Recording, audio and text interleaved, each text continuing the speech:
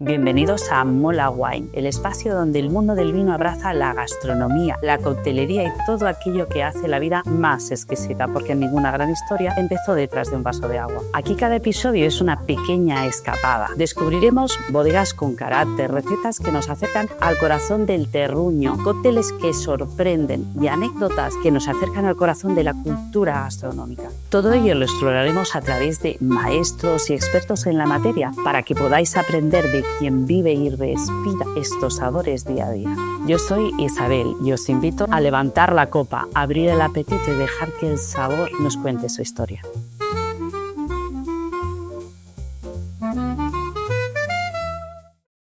Bienvenidos a un nuevo episodio de Mola Wine. Hoy nos acompaña una figura súper relevante dentro del vino español, dentro del vino mundial, diría yo, y una figura clave dentro del marco de Jerez.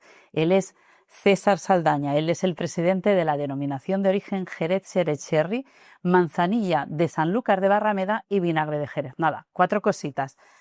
César, bienvenido a Mola Wine. Muchísimas gracias. Gracias a ti por recibirnos y más en el marco en el que estamos a las puertas de Vinoble, la feria más importante del mundo de los vinos nobles, licorosos y generosos.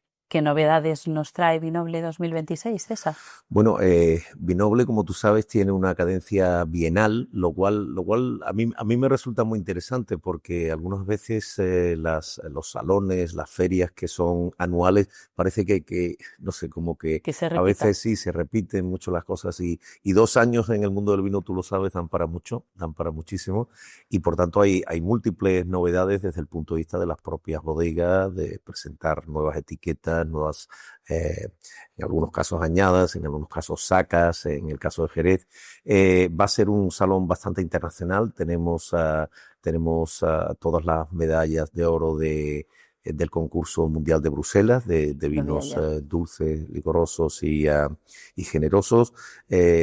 Tenemos también, tenemos vinos de Oporto, tenemos vinos dulces naturales de Francia, tenemos vinos griegos, tenemos vinos sudafricanos también muy interesantes, un productor muy interesante de vinos fortificados de Sudáfrica. Y luego tenemos un elemento que yo creo que es el más relevante como novedad y es la coincidencia de esta edición de Vinoble con el año en el que la ciudad de Jerez es la capital nacional de la gastronomía. Entonces va a ser un Vinoble muy, muy gastronómico con muchas propuestas de maridajes y de armonías entre vinos, no solo vinos de Jerez, vinos de estas tipologías, vinos nobles con la gastronomía. Y por último yo diría, hemos hecho un esfuerzo también en el programa oficial de catas que ya sabes que Juancho Asenjo nos asesora en este sentido. Juancho además es el número 1, yo creo. Es su conocimiento es enciclopédico, sí, y sus contactos también, y por tanto vamos a tener gente de nivel absolutamente top y vinos realmente excepcionales. La verdad es que año tras año, o sea, cuando vuelves a los 2 años que acaba un Vinoble y los que nos dedicamos a este mundo estamos pensando de aquí a 2 años tenemos el próximo, año tras año lográis sorprender con la calidad de las catas, con la calidad de los profesionales y de los eventos. También tengo que decir, y esto ya me afecta personalmente, porque yo creo que he hecho todos los cursos del consejo, ahora le decía a Inma, necesito que saquéis otro curso, tengo que tener otra excusa para bajar a Jerez, que sois una de las denominaciones de origen más activas en cuanto a formación. Bueno, sí, yo diría que incluso pioneras. Totalmente. La verdad que, no sé, yo solo llevo aquí 26 años y yo creo que fue mi primer proyecto cuando llegué como director general. Mi primer proyecto fue crear el aula de formación. Yo venía de una bodega que en ese momento era parte de una multinacional, donde los temas de formación pues se tomaban muy, muy en serio. Venía con esa mentalidad y enseguida creamos el programa de formadores homologados, pero también el de sumilleres especialistas, el de técnicos de bodega. Y de hecho, luego sacamos la plataforma online que creo que es muy interesante y también con distintos programas. Y ahora, estamos montando, hemos creado un aula enogastronómica, también es una de las aportaciones del Consejo Regulador al año de la capitalidad gastronómica, y sobre la base de esas instalaciones remozadas aquí, pues vamos a desarrollar un programa.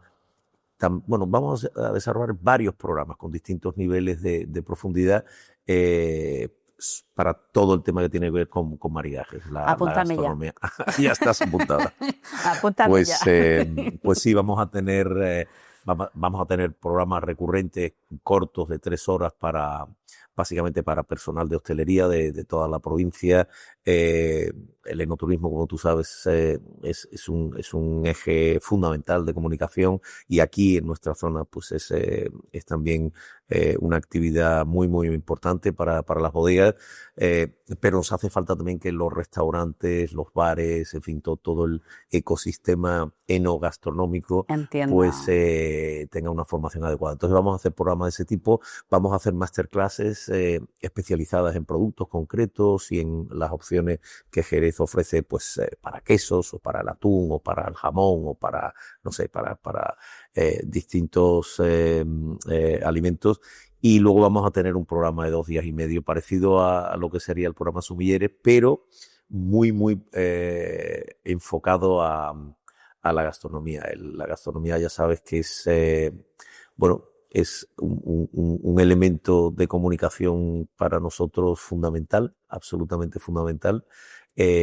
Y bueno, queremos ahondar en eso y queremos, bueno, difundir conocimiento con Es respecto a que eso. yo creo que Jerez no se entiende sin la gastronomía. Y te lo digo Pues desde mi punto de sí, vista sí, personal, sí, sí. porque cuando alguien prueba por primera vez un fino, una manzanilla, sobre todo cuando somos más jóvenes, que venimos de sabores más dulces, más Claro. neutros, es algo que Sí, es sí, un vino, el vino más seco del mundo, súper vertical, es una súper agresión. punzante, correcto, Sí, pero ese mismo vino te lo dan con un jamoncito claro, ibérico y sí, dices, sí. uy, O con unas humildes aceitunas, Isabel. O correcto, sea, o yo sea, cuando muchas veces me preguntan, oye, alguien que no sabe absolutamente nada del vino de Jerez, ¿cómo se inicia? Y yo siempre digo lo mismo, comiendo. Hay que totalmente. iniciarse en el vino de Jerez comiendo. Me da igual si lo que ofreces es un cream y entonces le pones un foie, o lo que ofreces es un fino, y entonces le puedes poner jamón, le puedes poner unas almendras saladas, no sé, lo que sea, pero comiendo. Y ahí Jerez. hacemos, ahí tenemos un éxito inmediato. Jerez se entiende con la gastronomía y en Sin duda, eso no puedo estoy estar. totalmente de acuerdo.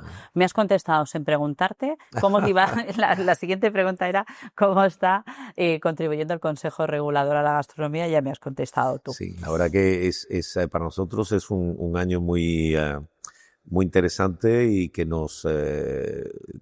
enseguida nos han surgido 40 ideas de cómo podemos. De hecho, vamos el día 18, creo que es, a presentar un libro de gastronomía y vinos de Jerez, gastronomía local, en este caso.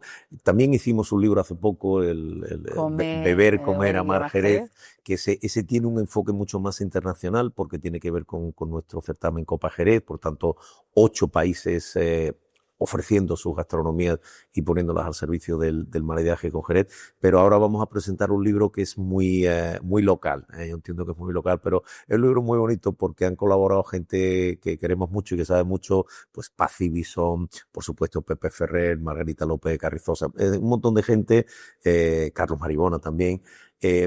Y además enfocándolo a los distintos ámbitos, pues está la cocina de la viña, la cocina de la venta, la cocina del bar, ¿no? El tapeo, la cocina de las familias británicas que vinieron aquí a que Jerez vinieron a invertir aquí en vino. y que bueno, pues de alguna forma, es decir, aquí es uno de los sitios donde se ha hecho el roast beef de toda la vida, Hoy se han hecho, es decir, una serie de recetas que son típicamente británicas, incluso también francesas, que había familias francesas, ¿no? Entonces, bueno, pues son distintos enfoques de lo que es la gastronomía local, y siempre con el vino de Jerez como epicentro. Para cuando esté. Ya me has creado otra necesidad. Pues esto, el día 18 lo presentamos aquí, ya lo veré en redes, ya lo veré en redes. Sabemos además, César, que eres una de las mentes detrás de la candidatura de Jerez como patrimonio cultural de los vinos fortificados del Mediterráneo, junto con otra serie de vinos, viajeros también. Sí, es un proyecto muy bonito. Súper bonito. Sí, Cuéntanos bueno, un poquito. a ver, realmente no es una iniciativa nuestra, esto surge de Marsala. De los vinos de De Marsala. los vinos de Marsala, que es realmente del gobierno regional de Sicilia.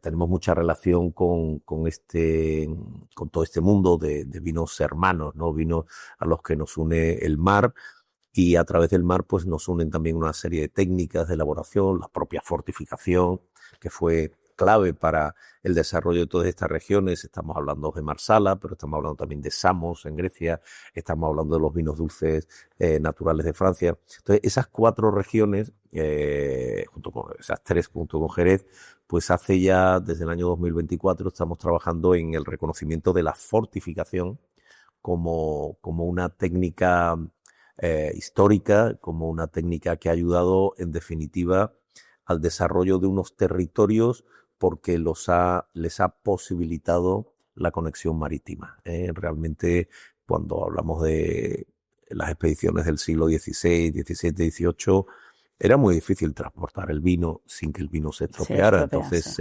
la fortificación vino a solventar ese problema, y a partir de ahí, en cada una de las regiones, pues se ha entendido de una forma distinta. Aquí en Jerez hubo alguien que se dio cuenta que fortificar a distintos niveles implicaba una evolución diferente del vino.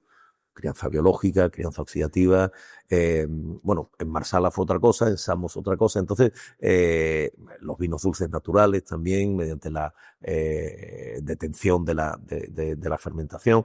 En definitiva, es poner un instrumento enológico al servicio de la personalidad de los vinos en cada uno de los lugares. Y nos parecía un proyecto muy bonito. Estamos ahora mismo en el recorrido en el que cada una de las regiones tiene que implementar una serie de actividades. Esto es una cuestión administrativa tediosísima, ya te digo. O sea, suena muy bonito, pero el papeleo es brutal. Entonces estamos en esa fase todavía coordinadamente, porque hemos tenido ya 3 reuniones presenciales y muchas videoconferencias. Tuvimos una reunión en Marsala, tuvimos una reunión en enero de este año en Wine Paris. Con motivo de Wine Paris, pues nos reunimos allí, y ahora con motivo de Vinoble son regiones que tienen productores que vienen a Vinoble. Van a estar presentes, y entonces pues vamos a aprovechar para darle un impulso a la candidatura. Aprovechando que me comentabas lo de la fortificación, sé que en los últimos años, gracias a la tendencia de que cada vez se bebe menos, desgraciadamente, pero quiero pensar que se bebe mejor, Queremos ¿vale? Pensar, sí. Hay como un movimiento en el que se demoniza el consumo de alcohol, pero luego beberte una bebida de estas súper energéticas que lleva toda la cantidad de porquerías del mundo es la cosa más saludable según las redes sociales, cosa que los que nos dedicamos al mundo del vino estamos total y absolutamente en contra, porque una copa de vino nunca es mala. Todo esto controlando siempre el nivel de alcohol, sin fomentar para nada la alcoholemia, sino es que es algo cultural y gastronómico. Absolutamente. Sí, Yo en esto estoy totalmente en desacuerdo. Sé que había un proyecto sobre vinos generosos sin fortificar. Bueno, ese proyecto realmente es una realidad ya. Ya modificamos el reglamento, el pliego de condiciones en su momento. Lo que pasa es que al suponer ese cambio, la posibilidad de que si de forma natural, y cuando digo de forma natural digo que la uva alcanzara el BOME, el contenido de azúcares suficiente para que en la fermentación te diera el alcohol que marca nuestro pliego de condiciones, o bien tú lo asolearas. Sabes que tenemos una técnica en muchas regiones. Correcto. Que es, una vez que cortamos los racimos, los exponemos al sol para que evapore un poco del agua, un poco o mucho, depende, y concentrar los azúcares. Bueno, pues utilizando este tipo de técnicas, sin adicionar alcohol, es posible evidentemente llegar a las graduaciones mínimas que marca el pliego de condiciones. Bien, hasta ahora, realmente hasta agosto del pasado año, realmente desde un punto de vista puramente legal, los vinos de Jerez eran siempre vinos de licor. Esa es dentro del contexto legal es donde nos colocaron cuando entramos en Se Europa. categoriza En el así. año 1987, cuando entramos en la Comunidad Económica Europea, los vinos, acuérdate que entramos España, Portugal y Grecia. Correcto. Los 3 países elaboradores de unos vinos muy raros, unos vinos que realmente eran distintos, ¿no? Y entonces se nos encasilló en ese especie de cajón desastre que es vinos de licor.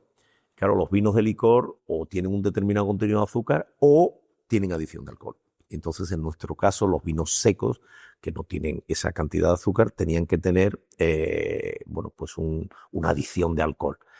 Con lo cual, vino de Jerez, igual vino de licor. Claro, si tú no añades alcohol y sigues estando en unos 15 grados, 15, 15 y medio, 16, lo que sea, estás fuera del ámbito de los vinos de licor. ¿Dónde estás? Claro. Entonces hubo que promover una modificación y nos la tuvieron que aceptar en Europa y eso es lo que ha llevado algo de tiempo. Pero bueno, también quiero decir que eso no significa que a partir de ahora los vinos de Jerez vayan a ser vinos sin fortificar. Esto es una posibilidad que yo diría que es absolutamente anecdótica. Ya hay vinos así y está muy bien y además nosotros lo que estamos es por posibilitar que los productores puedan, bueno, dentro de lo que es la identidad del vino de Jerez, encontrar, bueno, pues su forma de expresarse, ¿no?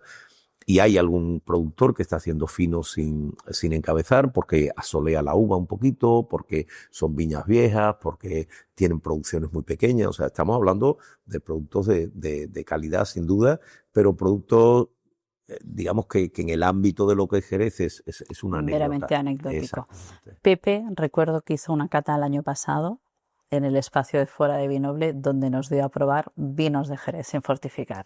Pero hay otra modificación, si me permites, Sí, por favor. que es que además eso es súper reciente, porque esto entró en vigor hace literalmente menos de una semana. Porque las cosas, aunque se trabajen durante mucho tiempo, aunque se acuerden en el seno del Pleno del Consejo Regulador, como te decía antes, tiene que pasar todo un proceso administrativo que es bastante largo y tedioso y bueno, complicado. Pero bueno, después de años de trabajo, finalmente se ha publicado otra modificación de nuestro pliego de condiciones que creo que es muy interesante y es que vamos a ver ya finos y manzanillas que van a tener menos de 15 grados. Wow.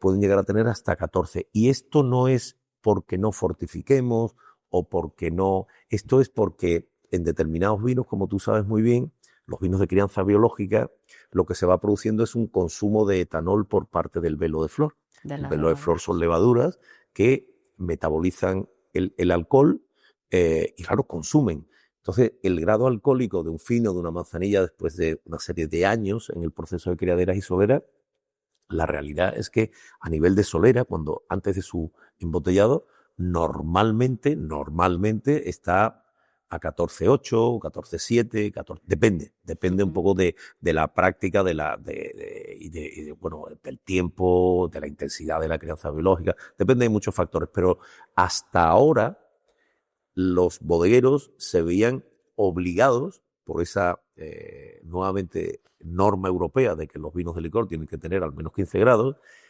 se habían obligado a fortificar adicionalmente, es decir, a compensar ese consumo, el grado alcohólico para que no fuera menos de 15. Bueno, pues ya hemos logrado convencer a las autoridades autonómicas, nacionales y europeas de que tenemos una cosa muy especial aquí en Jerez.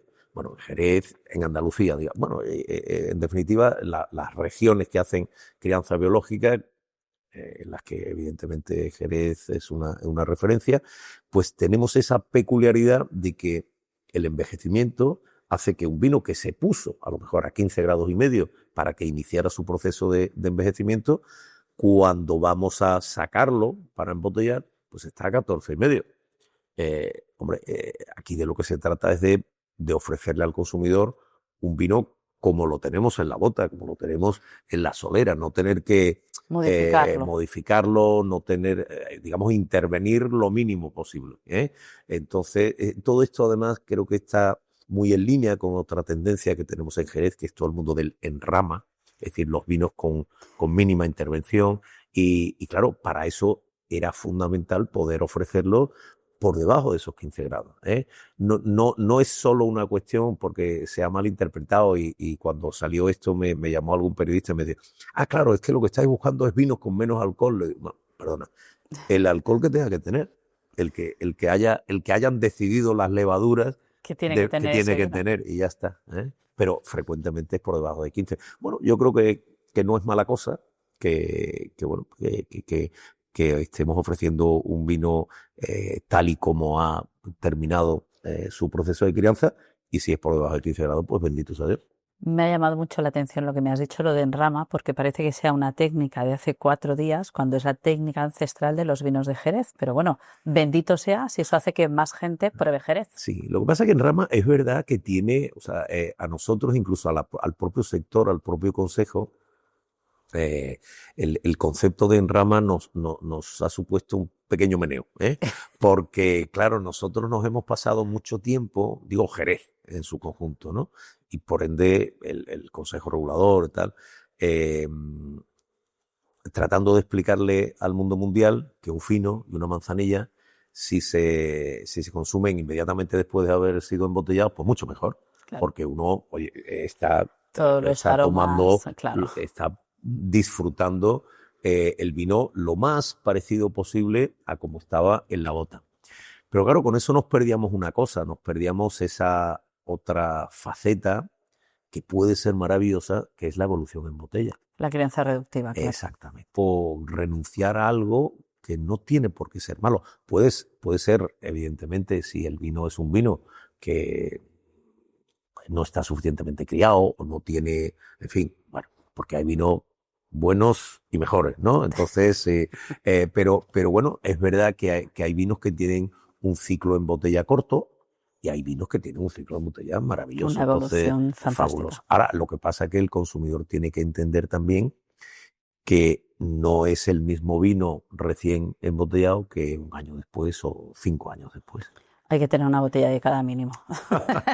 Bueno, oye, eso yo siempre lo recomiendo cuando alguien me pregunta por esta tendencia y esto de los vinos en rama. Yo siempre digo lo mismo. Mira, haz una cosa. La próxima vez que haya una saca del fino que te guste o de la manzanilla que te guste y que sea en rama, porque pues cómprate 6 botellas, cómprate una cajita de 6 y ves cómo evoluciona. Claro, y te pruebas una ahora, pruebas una dentro de 3 meses, otra dentro de un año y vas viendo esa maravilla y probablemente tú mismo te darás cuenta cómo va evolucionando y cómo el vino a lo mejor ya está en su momento óptimo. Y hay una cosa con respecto a enrama y es que también porque parece que los conservadores somos muy inmovilistas, pero la verdad que cuando lo pienso nosotros estamos todo el día cambiando cosas. Entonces esto de enrama, que era algo cuyo concepto todos teníamos claro, pero no estaba regulado. Entonces, cuando me preguntaba, bueno, y para que una bodega pueda poner en rama en la etiqueta, ¿qué puede hacer o qué puede no hacer o qué no puede hacer? Y bueno, eso ya está regulado. Tú sabes que para los finos y las manzanillas, como para cualquier otro vino blanco, el proceso de estabilización puede alcanzar 3 niveles, digamos. Hay 3 cuestiones que puede hacer. Puedes filtrar con distintos niveles de filtrado, puedes clarificar bueno, pues antiguamente con clara de huevo, pero ahora con cualquier otro tipo de colágeno, y puedes hacer el tratamiento de frío para la decantación de los bitartratos. Entonces, si quieres eres una bodega y quieres poner en rama, no puedes hacer tratamiento de frío, no puedes hacer clarificación, y el filtrado tiene que ser un filtrado liviano. Un filtrado gordo, ¿no? Bueno, gordo.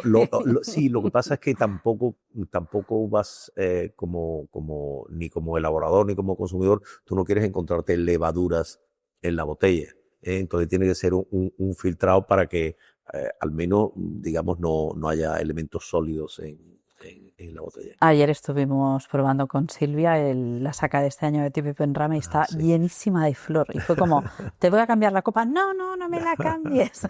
Déjame esa copa llena de levadura. Pero claro, eso requiere un conocimiento por parte Correcto. Que al igual esto en restauración no se entendería. Se puede entender en un círculo. Claro. Pero para eso están los sumilleres, ¿eh? Correcto. Volvemos otra vez a la necesidad de la formación dentro de los vinos de Jerez. Está clarísimo. Jerez yo creo que tuvo un momento o tuvo unos años donde, y todavía hay mucha gente, sobre todo fuera de Andalucía, fuera del marco de Jerez, que se piensa que son vinos como viejunos, vinos como para gente mayor, y luego cuando tú explicas Jerez, cuando tú enseñas Jerez, es como, qué equivocado estaba. Ya. ¿Vale? Bueno, sí, a ver, lo que pasa es que eso del mundo viejuno, no creas que, no, que carece de atractivo, ¿eh? No, a mí me parece maravilloso, igual que los brandus. Yo cuando, por Sí. ejemplo, ahora nos hemos iniciado muchísimo también en el mundo de la coctelería, cuando vamos a una coctelería, vamos a una mucho en el País Vasco y siempre que voy, ¿qué tienes de brandy de Jerez? Y el otro día cuando fuimos hace una semana dice, tengo una botella de Lepanto.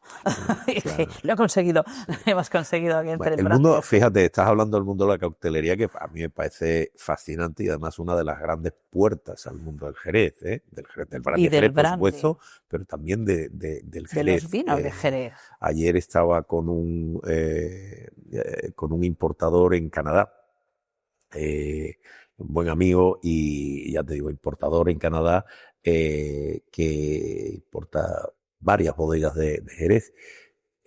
Me decía que prácticamente el 60-70% de lo que él importa va a cócteles. Imagínate. Y eso, que todavía hay quien lo percibe negativamente aquí en España, bueno, esa percepción lo que indica es que no tienen idea de por dónde va el mundo, ¿eh? Porque el mundo de la coctelería en Estados Unidos, en Canadá, ya cada vez más en Europa, es un mundo de calidad, de utilizar productos de De muy calidad, buena calidad, de muy correcto. buena calidad, ¿eh? Y de hecho, tú coges una carta de cócteles en cualquier cóctel bar de estos en Manhattan o en Toronto o en Londres y tienes una explicación no de qué productos, sino de qué marcas son las que están utilizando en la elaboración, ¿eh? Y bueno, pues esa es una forma, a mí me lo ha dicho mucha gente, ¿no? Dice, oye, mi primera aproximación, bueno, gente de por ahí fuera, mi primera aproximación al sherry fue porque leí en una carta de cócteles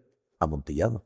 ¿Qué es esto de amontillado? Bueno, uno de los ¿O qué es esto? cócteles más antiguos de la historia, el Cherry Clubber, o sea, y ya Absolutamente. iba con sherry, Ella o iba sea, con iba con sherry, Jerez, sí, o sea, sí. no... Hombre, la verdad que, y nuevamente volvemos a lo que decía del mundo viejuno, claro, es que un bambú, es que un sherry cobbler, es que un derby, esos están en la Biblia, o sea, en cualquier... En el libro de Jerry Thomas, Por el padre de la ejemplo, por coctelería, eso, encuentras cócteles con Jerez. ahí encuentras ese tipo de cócteles y a partir de ahí todo lo que quieras. Y luego además hay un momento yo creo muy interesante porque ahora hay un movimiento también de los low proof cocktails, es decir, bueno, están los cócteles sin alcohol, pero están los cócteles de baja de baja graduación. Claro, cuando tú utilizas un palo cortado o utilizas un oloroso en lugar de un espirituoso,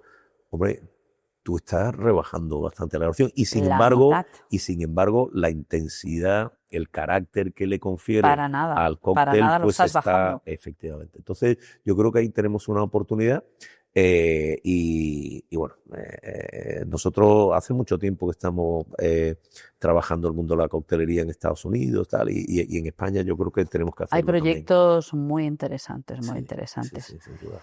Bueno, yo he empezado a dar un curso de coctelería y les he puesto una clase entera de Jerez. Así. Qué bien, qué bien. No te vas a aburrir, hay opciones, hay opciones. Así es que no habrá problema. De una manera o de otra vamos a entrar, eso seguro. ¿Qué papel crees que juegan las redes sociales dentro del mundo del Jerez?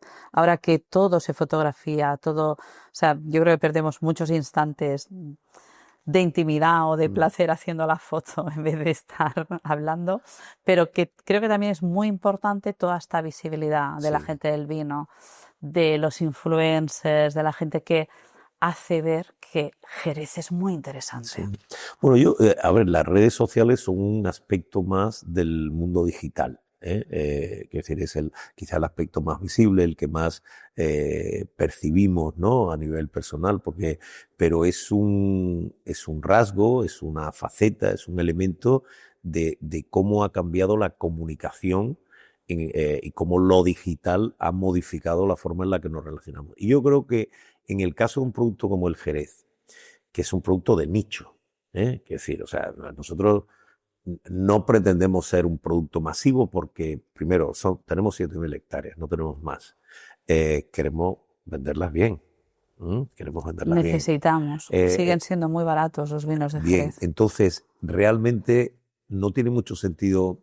Hay quizá algunas opciones, y ahora hablaremos de los spritz y todo eso, pero realmente cuando hablamos del Jerez, del mundo del Jerez, no estamos apelando, es decir, yo no sé cómo te diría, yo creo que nosotros no podemos hacer una comunicación masiva del Jerez porque al 90% de la gente a la que le llegue esa comunicación no le va a resultar relevante. Entonces, ¿qué tiene de interés el mundo digital en términos de comunicación? Que tú puedes seleccionar con quién comunicas. Entonces, eso, en nuestro caso, es fundamental. Y nosotros tenemos una experiencia que se llama la Sherry Week. Es una experiencia que hacemos todos los años, que cada vez va a más y que permite conectar y además interactuar y además en los dos sentidos con gente de 40 países que tienen mucho en común. Es decir, antes tú decías, oye, tengo un presupuesto, me lo voy a gastar en marketing, hay que elegir un país. Si es un país muy grande, hay que elegir una ciudad. Si la ciudad es muy grande, hay que elegir un... Entonces, claro, al final... Y ahí, a todo bicho viviente que estuviera, hay que elegir un medio, televisión o radio o lo que sea, para todo... Bueno, eso era tirar un porcentaje altísimo de la inversión porque ya sabías que iba a llegar la gente para la que tú no eras relevante en absoluto. Ahora, cuando tú puedes decir, yo tengo un mensaje y se lo voy a mandar a personas que salen 2 veces a la semana a comer fuera, que compran no sé cuántas botellas de vino al mes de más de 15 euros, que además resulta que el ticket medio en los restaurantes tal es de... O sea, tú seleccionas las personas que pueden ser, que están interesados en el mundo del vino, que han venido alguna vez a Jerez, no sé, joder, y das con gente en 20 países que cumplen con ese perfil y tú puedes comunicar con ellos con el mismo mensaje en su idioma, y todo eso lo ha permitido el mundo digital. Entonces, cuando digo que nosotros somos un producto de nicho, parece que estoy diciendo, oye, no, el mundo es enorme. El mundo es enorme y ese nicho, el que hay aquí en España, más el que hay en Francia, más el que hay en China, más el que hay... Oye, te crea una audiencia enorme de muchos nichos. Entonces, eso ahora es posible. Tú puedes ahora comunicar con esa gente. Hace 30 años era... Prácticamente imposible. No podías. Tenías que tirar mucho dinero para llegar a ellos. Y tampoco llegabas a tanta gente, claro, ¿no?, que estuvieran interesadas. Absolutamente. Ahora tú enfocas exactamente quiénes son las personas que pueden ser, al menos, pues pensar que pueden ser más receptivos a tu mensaje. Tú dices, consumidores de vino, pero consumidores de vino que sean de perfil experimental, pongo por caso. Es decir, hombre, si es consumidor de un señor que sale a comer, pero quiere su chuletón con Rioja, poca cosa puedes hacer ahí. No le vas a sacar del chuletón con tal, pues entonces, pero oye, pues que va a restaurantes étnicos, que no sé qué. Entonces, ese tipo de cosas son las que creo yo que cada vez más, y ahí la inteligencia artificial, el Big Data, todo ese tipo de cosas son fundamentales. Yo creo que podemos ponerlos a trabajar a nuestro servicio. Totalmente. Otra de las cosas que no me quiero dejar de preguntarte, los vinos blancos de Alvariza, la puerta de entrada al Jerez. Bueno, pues ese es otro proyecto muy... a mí me pone muchísimo ese proyecto, porque además lo he vivido muy personalmente. Bueno, de esto puedo decir varias cosas que son... Primera, ya está el proyecto en esa senda administrativa, o sea, el pliego de condiciones o el documento base que conformará el futuro pliego de condiciones de la futura denominación de origen, ya está en la administración. Es decir, ya se aprobó después de 3 años prácticamente de trabajo, un trabajo en el que hicimos un equipo en el que había gente del Pleno, pero había gente, o sea, del Consejo, pero había gente de fuera del Consejo. Tú sabes que aquí ha habido unos protagonistas muy singulares, todo el mundo de territorio Albariza, pues no sé, bodegueros como Joaquín Gómez Becer, como Willy Pérez, como Ramiro, por supuesto, como Alberto Orte, como, en fin, Juan Jurado, como un montón de gente, los hermanos Blanco, Pepe Blanco sobre todo, en fin, un montón de gente que ha mirado al vino desde la viña. Pero era muy importante que este no fuera un proyecto digamos, de outsiders, sino que fuera un proyecto que abrazara a Jerez, ¿no? Entonces, bueno, ha habido que muñir y que alinear sensibilidades muy diferentes, porque había bodegas muy importantes de Jerez que ya estaban en esos proyectos. Es decir, no nos podemos olvidar que Barbadillo, por ejemplo, ha tenido un protagonismo enorme en el desarrollo de los vinos blancos. Valdespino, por supuesto, estaba ahí también, pero Williams & Humbert también. González Viá ha sacado ya su vino de pasto. Entonces, bueno, los proyectos tienen que tener también un momento y hubo digamos, momentos de frustración en todo este recorrido, que fue cuando, en una modificación profunda que hicimos del pliego de condiciones de Jerez, al final se acordó no meter estos vinos en la DO, a diferencia de lo que había hecho Montilla, lo que había hecho, en fin, muchas otras denominaciones. Aquí se decidió que no, y yo al principio quería meterlos, pero luego entendí que era mejor que no entraran en Jerez. Más que en Jerez, tú cuando me has presentado has dicho que yo soy el presidente de Jerez, Segés, Sherry. Es decir, esos vinos podemos entender que son de Jerez, pero no son Sherry. No son Vale, Sherry. claro, no son totalmente. Sherry, Entonces, bueno, yo creo que la solución que hemos adoptado es la correcta. Sobre el mismo territorio hay distintas realidades enológicas, y esta realidad que se ha dado a llamar los vinos de pasto, los vinos de Albariza, los vinos blancos de Jerez, tal. Esa es una realidad diferenciada. El sherry como categoría de vinos a nivel mundial es otra cosa. Es otro tipo de vino. Es otra cosa. Entonces, bueno, ya se aprobó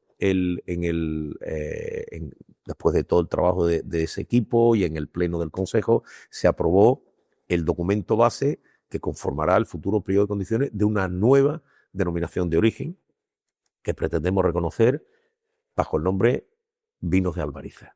Se va a llamar Vinos de Albariza. Entonces, es evidentemente una denominación muy enfocada al terruño. De hecho, para poder estar acogida esta denominación, la uva tiene que ser de un único pago. Digamos, la solución que se ha decidido es el reconocimiento, porque las denominaciones de origen no se crean, se reconocen, porque tienen que ser realidades preexistentes. Pues el reconocimiento de toda esa realidad enológica bajo la denominación Vinos de Albariza. Entonces, ya hemos iniciado el recorrido administrativo, digámoslo así. Ese documento base es muy interesante porque traslada mucho esa idea de que son vinos en los que fundamentalmente el factor cualitativo es el origen, la viña. Por eso todos los vinos tendrán que tener exclusivamente uva de un único pago.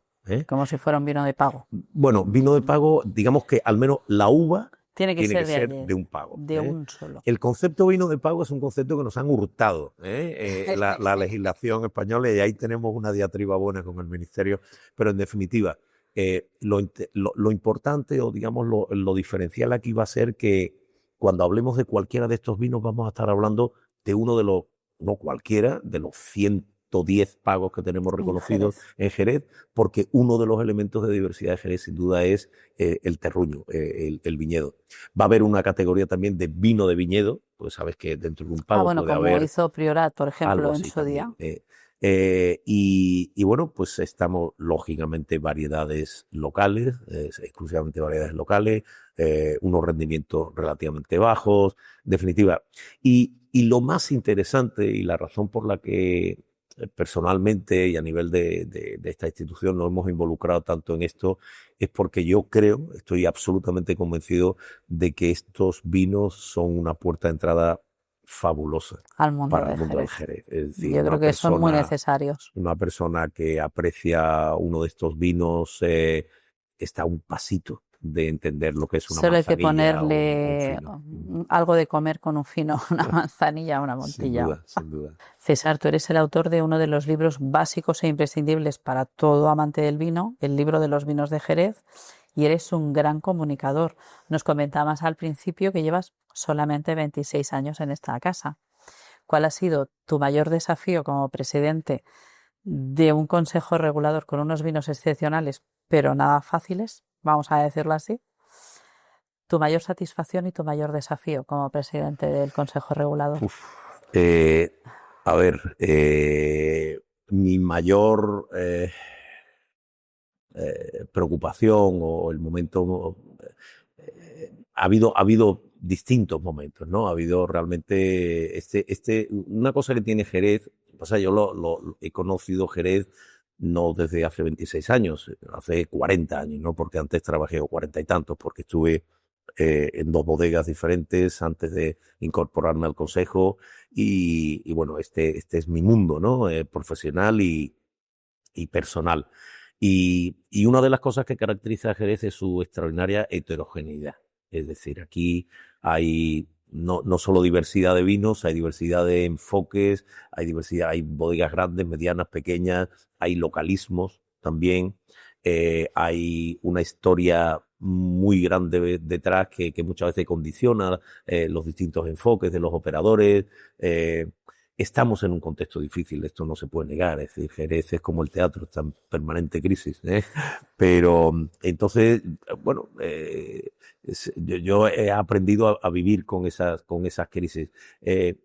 Lo que pasa es que yo últimamente veo que el contexto cada vez es más complicado, ¿eh? Creo que hay una serie de amenazas en el horizonte que realmente pues, son importantes, con la evolución del consumo en general, de todas las bebidas alcohólicas, con una falsa moral, ¿no? Que tú aludías al principio, ¿no? Parece que tomarse 2 copas de vino es una barbaridad y sin embargo 2 litros de Coca-Cola pues No pasa nada, es ¿no? saludable. Bueno, pues entonces yo creo que hay mucho ahí de...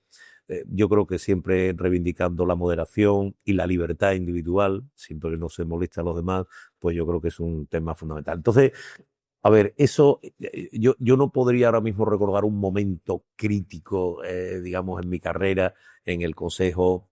Lo que sí recuerdo con enorme satisfacción, desde luego, fue la publicación del libro. Para mí la publicación del libro fue un momento personal, ya estoy hablando de lo personal, muy, no sé, muy satisfactorio.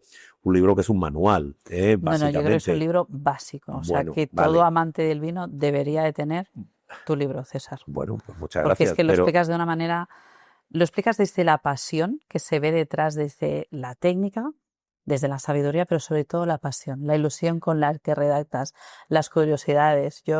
Hay una cosa que se me quedó súper grabada y fue lo del Geriñac. bueno, a ver, la historia de Jerez es muy larga, está llena de anécdotas, pero el haber estado 40 y tantos años siendo de alguna forma protagonista, pequeño protagonista, o depende en qué momento, ¿no?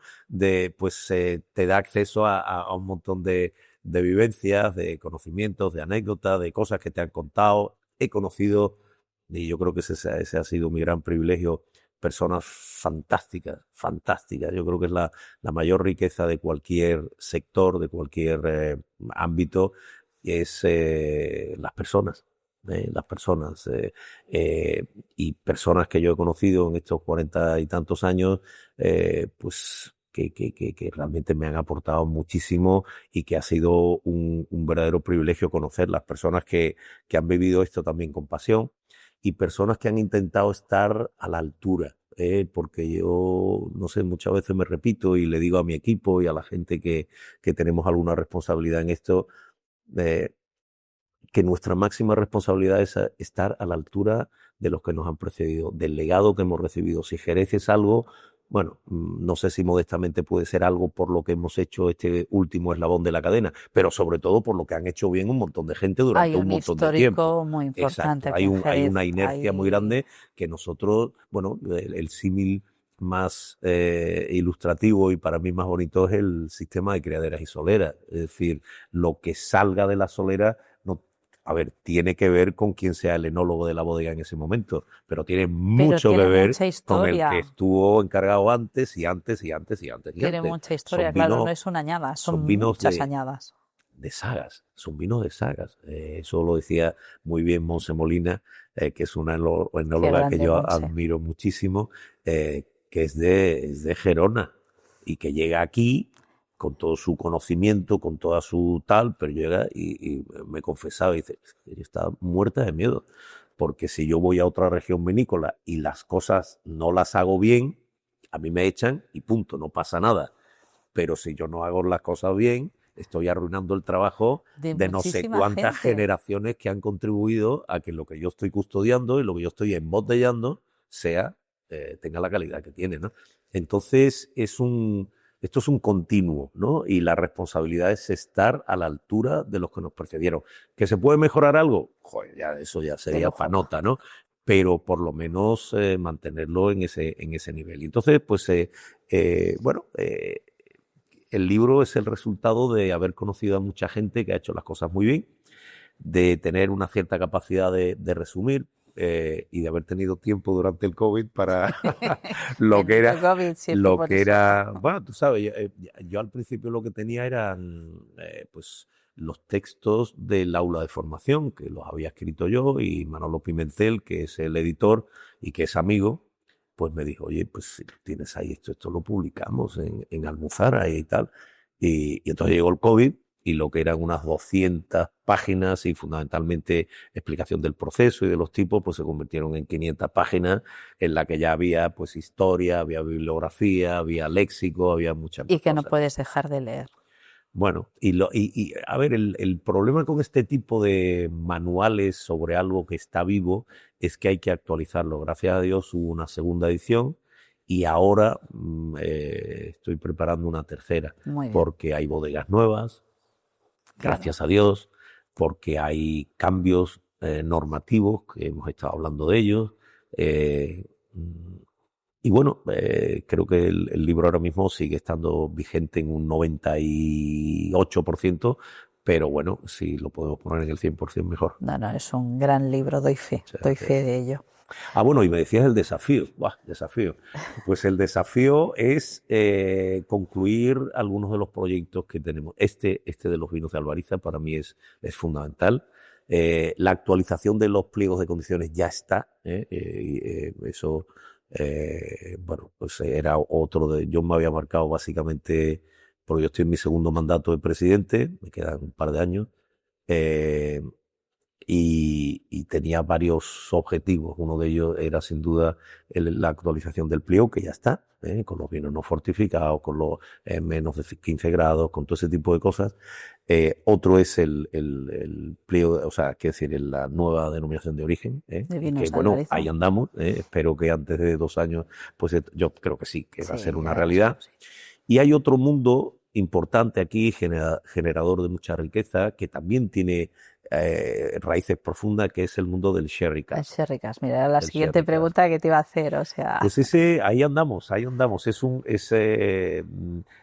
algo que ya teníamos, bueno, como tú sabes, todo esto tiene que ver con la historia, tiene que ver con las conexiones de Jerez con el Reino Unido, con todo el tránsito de barricas, de botas, como decimos aquí, hacia el Reino Unido para que allí se hicieran los blends, en muchos casos, incluso, bueno, ya se embotellara y se reexportara desde allí, entonces quedaban esas botas vacías que los escoceses que, bueno, saben hacer las cosas muy bien, pero les gusta gastar poco, pues entonces reutilizaban, bueno, eso es una pequeña broma, pero bueno, muy sabiamente reutilizaban esas botas maravillosamente envinadas hasta el punto, bueno, no sé, un productor tan serio y tan reputado como Macallan te dice que el 80% de la calidad de su whisky se debe a la bota.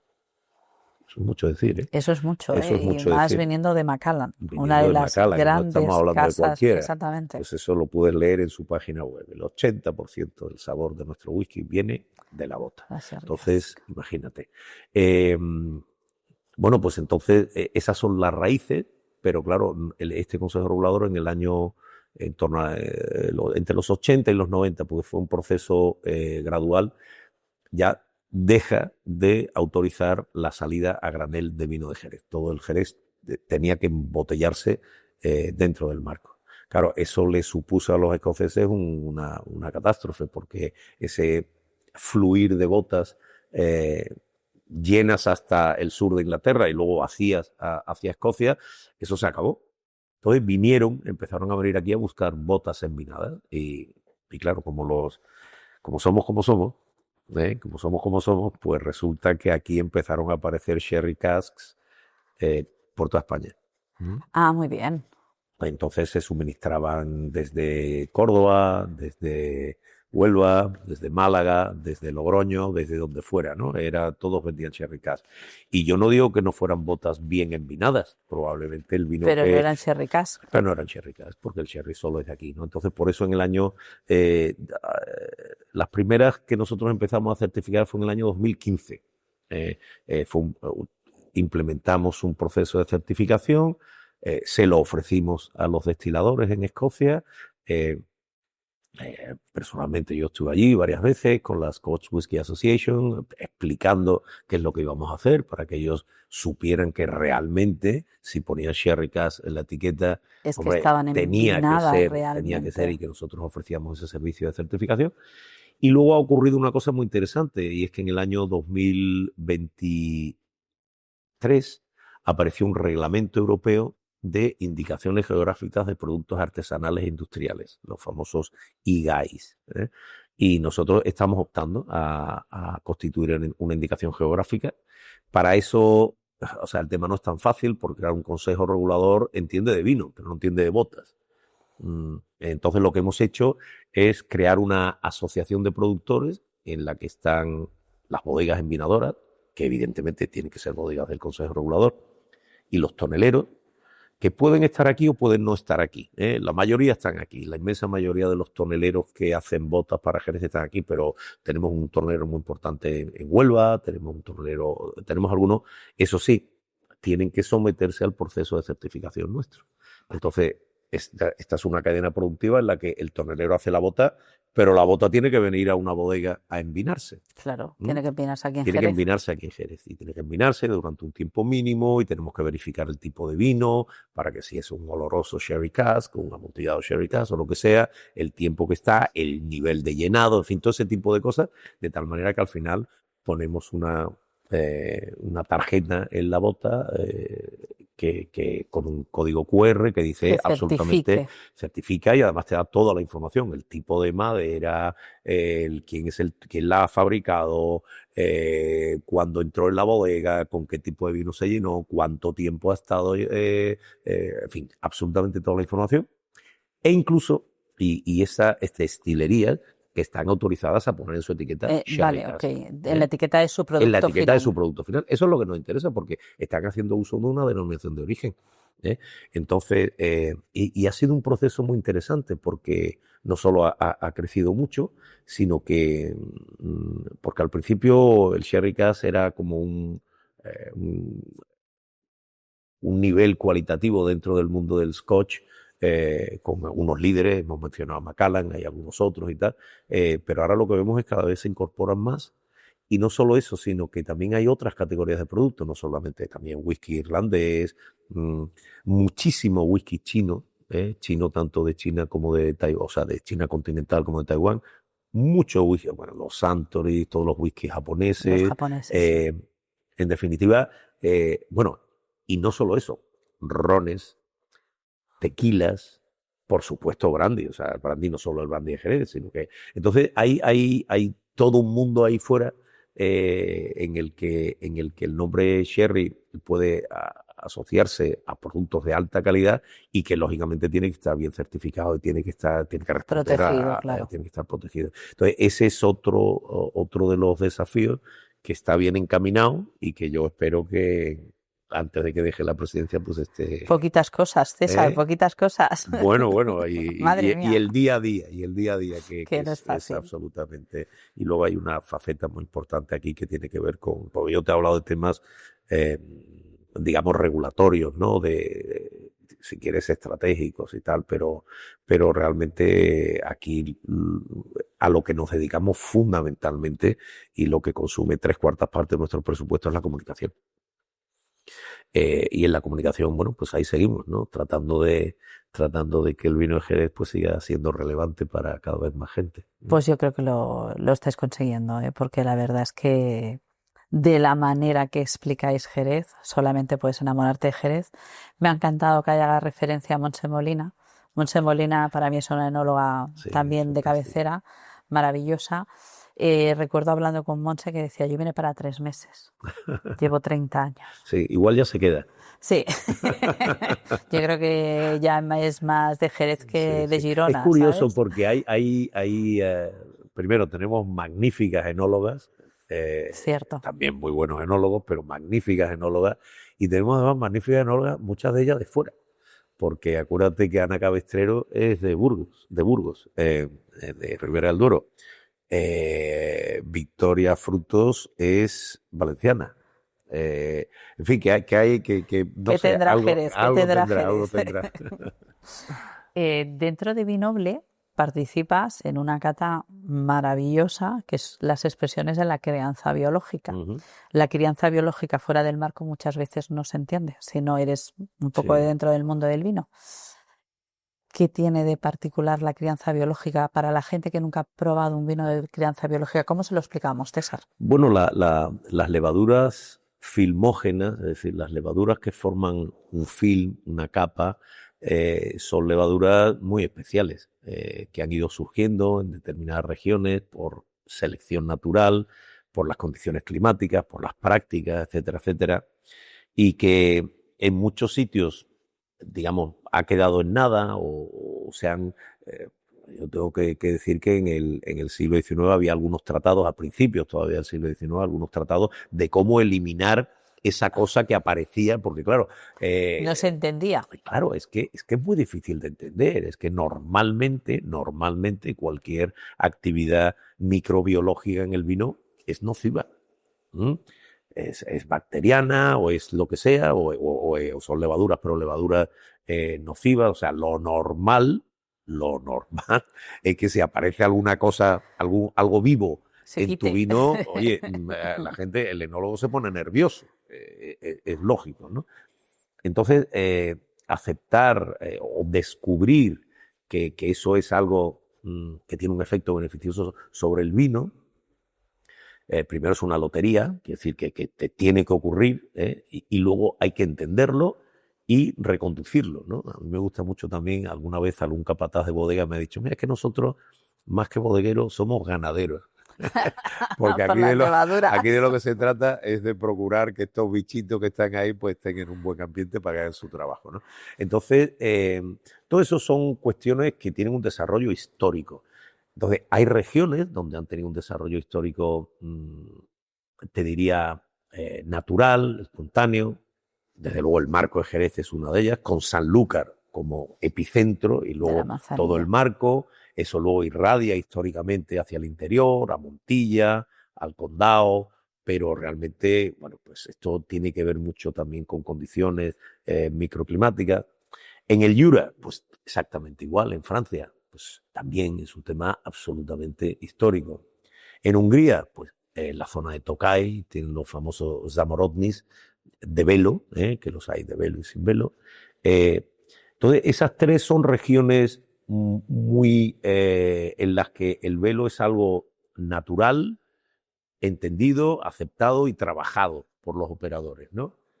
Y luego está el Nuevo Mundo, y en el Nuevo Mundo lo que ha habido es un intento de reproducir, y entonces pues yo estuve una vez he estado varias veces, pero una vez en Australia específicamente viendo bodegas que hacían velo de flor, bueno, muy sui generis, y ellos lo que hacían era intentar reproducir lo que se hace aquí en Jerez, ¿no? Entonces, pues utilizaban las mismas variedades, buscaban suelos parecidos, microclimas parecidos, y bueno, pues salía algo, bueno, a ver, qué decir, algo, pero bien, o sea, lo estoy diciendo desde la admiración, de tratar de hacer las cosas bien, ¿no? vamos a tener, no traemos ningún vino australiano, pero sí traemos un vino sudafricano, porque además vamos a tener un productor sudafricano que se llama Adi. Bueno, los vinos se llaman, es muy gracioso porque yo conocí esa compañía porque la línea de vinos fortificados se llama de Saldaña Wine Company. Todavía no sé Esto por sí qué. que es bueno. Sí, él se llama Adi Bernkopf o algo así, un nombre holandés. Pero no es tu primo de África. No sé, además Saldaña en portugués, NH, Vale. es de Saldaña Saldaña. Wine Company. Entonces yo de pronto supe que existía esto, escarbé un poquito, vi que eran vinos fortificados y que tenían un tipo fino y tal. Y entonces, bueno, me mandó unas botellas, lo estuve viendo, entonces le hablé de Vinoble, él dijo, pues yo quiero ir a esto y tal, y entonces va a estar ahí también. Entonces vamos a hacer un recorrido por distintos, total, por 4 regiones, ¿no? Estará Monse presentando algunas manzanillas. Estará Cristina La Santa, que es una investigadora de la Universidad de Cádiz, que además es la persona detrás de todo el estudio que nos ha permitido la modificación reglamentaria que te hablé antes de menos de 15 grados. Ella ha conducido una serie de investigaciones con la Universidad de Cádiz y con varias bodegas de aquí, con González Vías, con Williamson Humbert, con Argüeso, durante 3 años, que nos ha dado un poco toda la base científica para poder aportarle a la administración y que, o sea, que es una absoluta entidad. Creo que nos dio una clase en el curso de formadores, ¿puede ser? Sí. En el de Sumilleres. Ella bueno, da el de Sumilleres, uno de los dos la tuvimos de profesora. Organoléptico de vinos de Jerez. Maravillosa esta señora. Y bueno, pues ella también es parte del equipo español en la OIV, en la Organización Internacional de la Viña y el Vino. Entonces estará ella, estará Monse, estaré yo, y Adi también, este bodeguero sudafricano. Y bueno, pues yo creo que es muy interesante porque se trata de ver cómo en distintas regiones pues se entiende ese factor que básicamente, el velo lo que hace es afinar los vinos. Eso es lo que hace el velo. El velo es un ser vivo que, como todos los seres vivos, consume cosas y produce cosas. Entonces, en ese consumir cosas, casi todo lo que consume son elementos del vino y casi todo lo que produce son sustancias volátiles que se van. Entonces, realmente lo que está haciendo es afinar. Por eso lo llamamos nosotros al fino, porque es un vino que se ha afinado en un proceso biológico. Eso ocurre con el Zamorodni. Lo que pasa es otra variedad, otro clima, otro todo, otras levaduras. Eso ocurre con el Vangeon de Jura. Lo que pasa que nuevamente pues es otra variedad, es otro clima, es otro todo, pero básicamente es eso, transformar los vinos con un instrumento enológico que es el velo de flor. Lo mismo que la madera es un instrumento enológico. Esto de aquí, aparte de que es muy práctico porque tú lo podías transportar y todo eso, pero al final es un instrumento enológico y un bodeguero le da más madera o menos madera y una madera determinada u otra madera o ninguna madera porque lo utiliza como elemento enológico. Y el velo de flor exactamente igual, ¿no? A mí, por ejemplo, me gusta mucho cómo en los vinos de Albariza juegan con el velo para afinar y para, digamos, darle un toque diferencial a los vinos y juegan llenando más o menos la bota. Claro, para que el velo sea más grueso o menos si tú grueso. Llenas un poco más, si llenas del todo, renuncias al velo. Si llenas un poquito menos, como aquí el velo es inevitable, porque en el marco de Jerez ya puedes hacer lo que... Todos los vinos nacen con pelo. Todos los vinos nacen con pelo. Es decir, tú terminas la fermentación y aparece el velo. Claro, si tú lo metes en una bota como esta y lo dejas, pues no sé, con un palmo, pues tiene una superficie. Si son 2 palmos, tiene más superficie. Entonces, ese instrumento es una forma de afinar, de darle un toque, de darle unas características al vino. Y bueno, de eso hablaremos en esa cata. Súper interesante. Bueno, a mí me llamó la atención el otro día que justo en Jerez probamos un vino de rueda con velo, que Bueno, dices, sí, también, sí.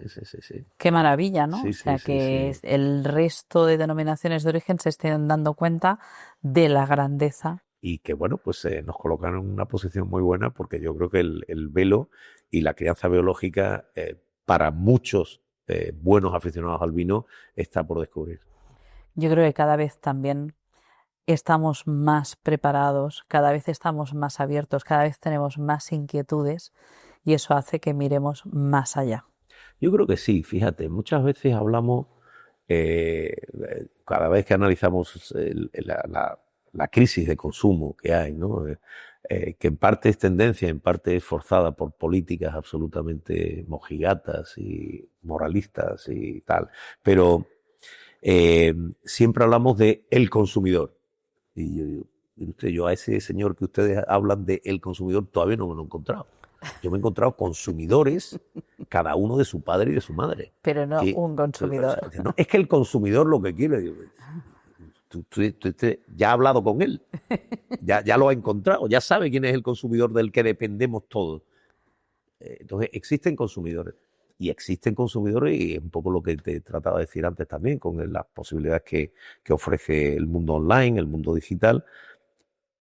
Existen muchos consumidores. Yo creo que cada vez más son minorías, son minorías, pero cada vez son más que quieren experimentar, que quieren buscar cosas nuevas, o sea, el del chuletón con tinto se levanta un día y dice, pues voy a probar otra cosa que no es un chuletón, voy a probar unas alcachofas con jamoncito y un buen amontillado. Y le voy a poner un amontillado. Entonces, yo creo que eso, claro, ahí vuelvo también a otra cosa, ahí la labor de los sumilleres es fundamental. Bueno, el sumiller del señor que está en una tienda, en una tienda de vinos, de la persona que está en internet, de la restauración, en fin, todo ese tipo de la comunicación, el mundo del vino el mundo del vino en general, todo el ecosistema, ¿no? La distribución, la comunicación, pues yo creo que tiene la responsabilidad de abrirle un poco la mente, ¿no? A esos consumidores que, insisto, cada vez son más, que están abiertos a muchas cosas. No sé, yo cada vez no solo hablo por mí mismo, sino por mi entorno, ¿no? Pues encuentro gente que está encantada. Hoy, todos los jueves por la tarde, si estoy en Jerez, pues me voy con mi mujer y con la familia, mi hermana y tal. Vamos aquí al Bariza en Las Venas. A los chicos son maravillosos. A estos chicos que son fantásticos. Y allí es fantástica la cantidad de gente que te encuentras y están todo el día probando cosas distintas. Oye, pues ahora vamos a probar un vino vino gallego que hace no sé quién. Y luego nos vamos a ir mira, en Francia hay una región pequeñita que no sé qué tal. Y esto me ha llegado de Italia. Entonces la gente está... Es súper importante este trabajo. Eso es fascinante, ¿no? Y sí, yo creo que en ese contexto, creo que nosotros tenemos una oportunidad fantástica. Porque además Jerez yo creo que es una DO 360. Vinos diversos, todos los colores del vino, toda la tipicidad de vinos, pero además unos vinagres súper gastronómicos que te cambian un plato total y absolutamente, que es que tú haces un gazpacho, que es uno de los platos más tradicionales, y lo haces con vinagre de Jerez o sin vinagre de Jerez, y el gazpacho no es el mismo. Es otra cosa. Que no sabe a gazpacho. Nosotros con el vinagre que sí, ya tenemos una experiencia. El vinagre, esta casa se hizo cargo del vinagre en el año 2000, cuando yo llegué aquí. La DO es anterior, es del año 95, pero realmente fue transferida la responsabilidad de la gestión al Consejo justo cuando yo llegué. Y hemos aprendido mucho, ¿no? Porque al principio pretendíamos casi tratar esa DO como si fuera un vino y no tiene nada que ver en todos los aspectos, ¿no? Desde el punto de vista de comunicación, distribución. Y lo que tú estabas diciendo es un poco el eje de nuestro mensaje. Que el vinagre de Jerez es un lujo accesible. Es decir, aunque parezca que te tienes que gastar más, evidentemente, tú tienes vinagres industriales, tienes aquí no y al lado tienes el vinagre de Jerez, y oye, pues te tienes que gastar un 30, un 40, un 50, un 100% más en el vinagre de Jerez. Pero no tiene nada que ver. Es que no tiene nada que ver. Primero vas a tener que utilizar menos O sea, al final te va a salir hasta económico, porque realmente le echas unas gotitas y ¡pah! Magnifica el plato, o sea, le da Exactamente. elegancia, le Eso da es. sapidez. Entonces, bueno, pues es una... Realmente, a ver, una de las cosas curiosas que tiene, tú has dicho lo de los 360, que me gusta la expresión, porque realmente es así. A diferencia, yo, bueno, tengo mucha relación con muchos colegas míos de otras denominaciones de origen, porque por la Conferencia Española de Consejos Reguladores Vitivinícolas, por la Origen España, en fin, por muchas... y claro, cuando vas a otras denominaciones, yo siempre digo, joder, es que esta gente son como monoproductos. Es decir, y no lo digo, es decir, o sea, es normal, o sea, incluso fuera de España, tú hablas con la gente del Comité Interprofesional de Vino de Champán y es champán. Y ya está. O sea, pero es que tú te vas a Rías Baixas, Albariño. Pues bueno, que decía Albariño, o sea, que decir, vino blanco, Godello, sí, digamos, vino vino blanco. blanco, vino blanco.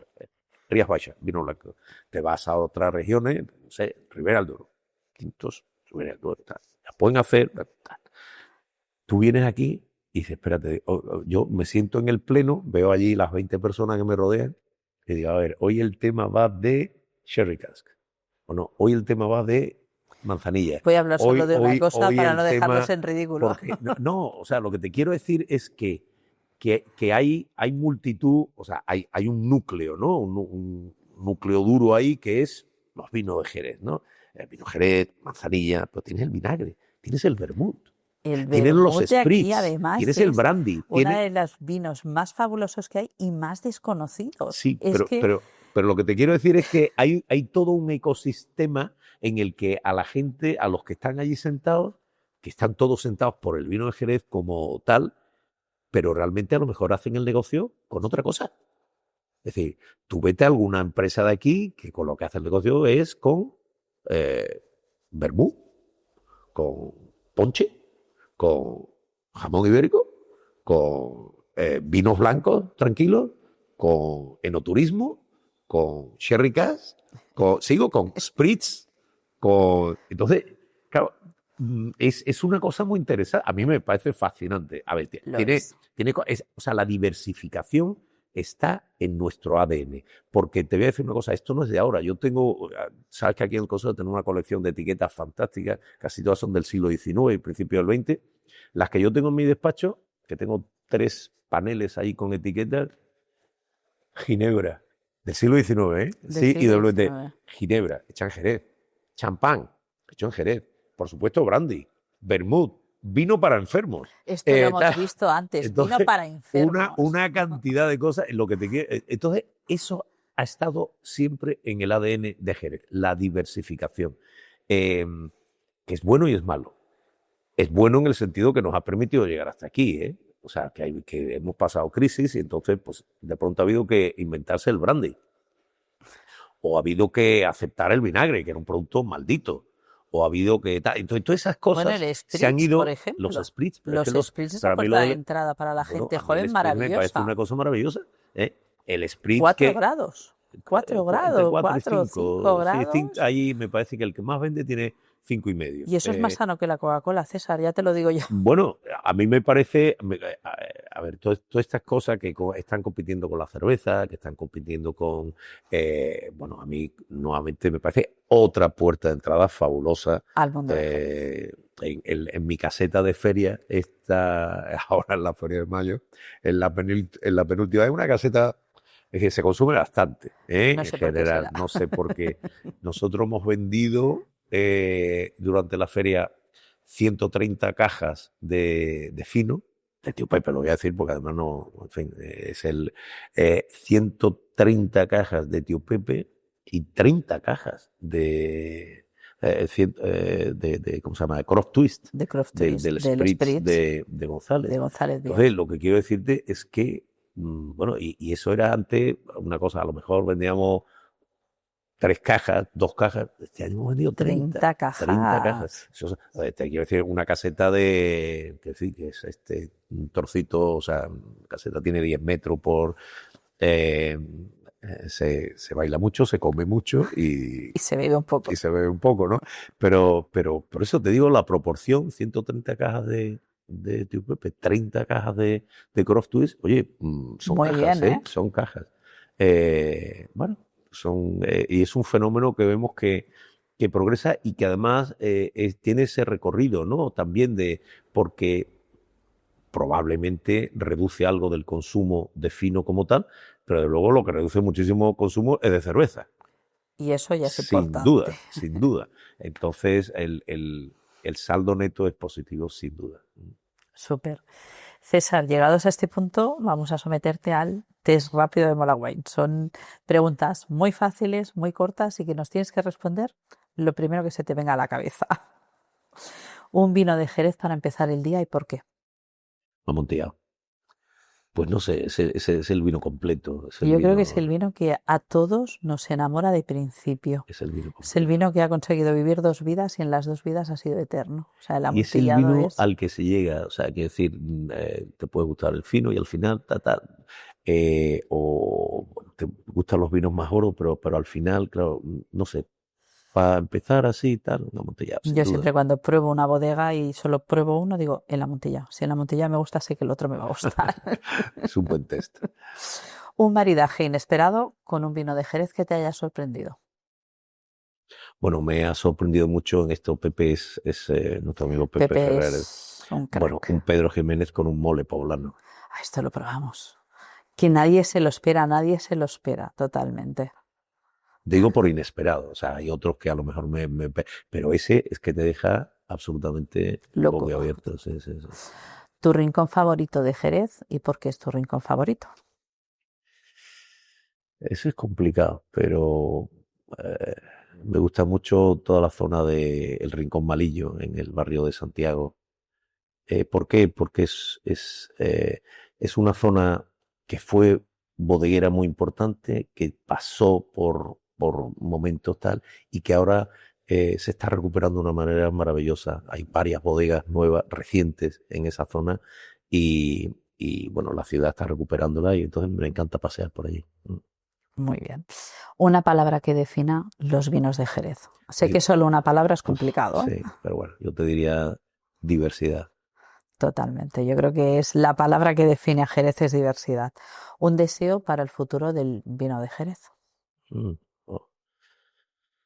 Bueno, seguir estando a la altura de todos los que nos han precedido, que tanto esta generación como las que vengan, pues sean un buen sistema de criaderas y soleras y sigamos aportando y si es posible lo mejoremos, pero con que lo dejemos como está sería suficiente. Me llama mucho la atención porque la mayoría de personas que hemos entrevistado en Jerez y que vivís el Jerez con tantísima pasión, la palabra que nos decís siempre es responsabilidad de los que nos han precedido. Sí, porque eso está unido a un gran respeto. A ver, yo leí una entrevista el otro día que me encantó porque el titular era las raíces son relevantes para las lechugas. Es decir, denostaba el autor, el entrevistado, decía que eso de las raíces, que no, que había que era bueno romper con el pasado y tal. Joder, yo me rebelé. Yo creo que no siempre. Yo me rebelé porque tampoco hay que estar inamovible claro. Y tal, ¿no? Pero, oye, saber por qué estás donde estás, que eso tiene que ver con un montón de cosas que se han hecho antes, un montón de casualidades también, ¿no? Pero muchas cosas muy bien hechas, entenderla, entender que te ha traído hasta aquí, entender también que el futuro no tiene nada que ver con el pasado, pero que son tus armas, es tu munición, es lo que tú puedes utilizar, ¿no? Y desde luego es por lo que estamos aquí. Entonces, en ese sentido, hay que conocerlo, hay que entenderlo y hay que, sobre todo, respetarlo. Respetarlo, correcto. ¿Dulce o salado con Jerez? Soy más de salado. Salado. Un libro sobre el mundo del vino de Jerez, aparte del tuyo, que es paquete básico, hay que tenerlo. El diccionario del vino de Jerez de P. Martín.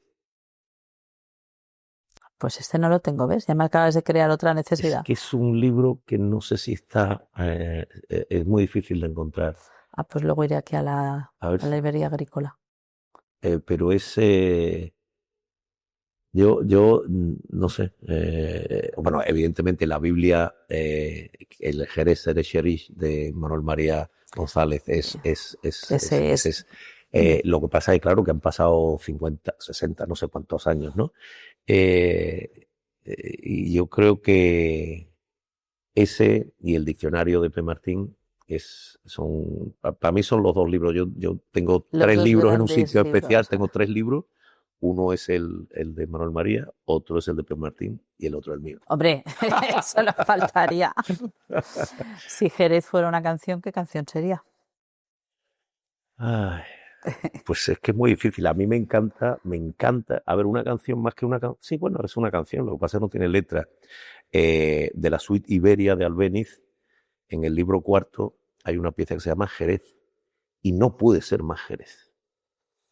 No puede ser más Jerez. A mí me gusta mucho la música clásica, bueno, me gustan todas las músicas, jazz también y tal, pero la suite Iberia, escúchatela. La suite Iberia. Suite pues. Iberia, el libro 4, Jerez. Es muy fácil recordar, pues se llama Jerez. Y es un paisaje sonoro de la viña en calma, de la viña en vendimia, de la entrada del vino en la bodega y es una preciosidad. Hay que escucharlo. Hay que escucharlo. La vamos a poner de banda sonora a este podcast, que lo sepas. Me encantaría. Hay una versión de la orquesta, porque es una suite para piano, pero hay una versión orquestada por la Orquesta de Galicia, que me parece maravillosa. Pues que sepas que va a ser la banda sonora. Muy bien. Y para despedirnos, ¿qué consejo le darías a un joven sumiller que empieza a iniciarse en el mundo del vino de Jerez y no lo acaba de entender? Primero que persevere, que, a ver, yo comprendo que las primeras impresiones son importantes, pero creo que tiene que perseverar, que tenga la mente abierta y que desde luego no se enfrente a los vinos solos, sino que los acompañe siempre Con gastronomía, que además es su trabajo. Por otra parte, ¿no? Entonces, en ese sentido, y bueno, que nos haga una llamadita, que nosotros a los sumilleres los tratamos muy bien. Así empecé yo y mira cómo ha acabado. César, de verdad que ha sido un auténtico honor escucharte, aprender una vez más de ti y que nos recibas en esta casa que es tu casa y yo creo que la casa de todos los que empezamos no entendiendo Jerez y acabamos enamorándonos irremediablemente de sus vinos, de sus brandis, de sus vinagres, de todo lo que significa la palabra Jerez, que es muy grande y yo creo que no solamente nos llena la boca, nos llena el corazón. Muchísimas gracias por estar con nosotros. Gracias, César. Gracias por acompañarme en este episodio de Mola Wine. Si os ha dejado una chispa de curiosidad, dejadnos una reseña y compartid este episodio con quien también quiera saborear la vida con toda su expresión.